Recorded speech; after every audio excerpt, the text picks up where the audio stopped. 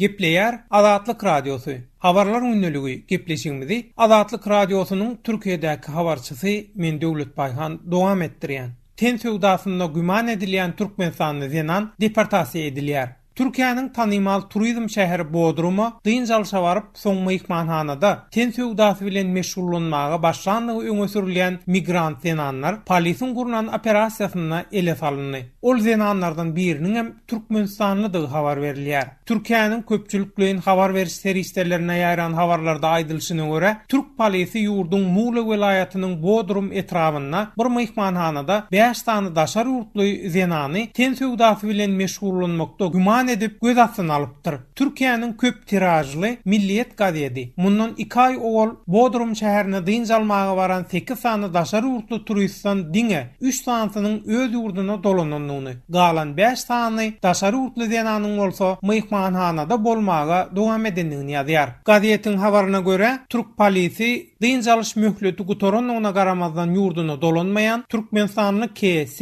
Kırgızstanly ZA, KS, AG we Rusiyaly KS adly zenan migrantlaryň Bodrumyň Gümmet diýen ýerindäki mehmanhanada ten söwdasy bilen meşgullanýanyny anyklaýar. Ondan soň jemlenen deliller esasynda şenbe günü, ýagny 28 oktýabrda ol ýerde operasiýa geçiren Türk polisi 5 sany daşar ýurtly şol zenan migrantlary ol ýerde göz astyna alýar. Göz astyna alynan daşar ýurtly zenanlardan Kırgızstanyň 43 ýaşyndaky KS atlary aýaty Türk polisiniň geçiren soragyna 2 ay mundan owal Bodruma dynjalmaga gelipdim. Tanış bolan adamlarymız bizi ten söwdasyna gönükdirdi we urukturdy. Ten söwdasyny gurnayanlar bize ayda 16-20 müň Türk lirasy, ýagny 4200-5300 Amerikan dollary möçberine pul berýärdi. Onsoň şeýle gowy pul gazanmaga başlanmamyz üçin Bodrumdan ýzymyza dolanman şeýle işde işlemäge karar berdik. Ýöne ele salanyk, görnüşini düşündürüş berenligi ma'lum edilýär. Daşar ýurtly zenanlary ten söwdasyna gönükdirip olara araçylyk edenligi öňe sürilýän MS adly Türk raýatynyň bolsa 26 oktýabrda ten söwdasyna garşy gurnalan başga bir operasiýada tutsak edilendigini öňe çekilýär. Ten söwdasyna güman edilýän Türkmenistanyň zenan bilen 4 sany ýaranynyň Bodrum etrap polisiýasyndaky resmi işler tamamlanandan soň deportasiýa edilmek üçin Muğla welaýat polisiniň migrasiýa bölümine iýerilenligi habar berilýär. Türk telekanallaryna görkezülen video şekille göz astyna alynan migrant zenanlardan biriniň deportasiýa edilýän merkeze gitmejek bolup polisiň ulagyna minmekden ýüze urup garşylyk görkezip gıýgyrýanlygy gözilýär.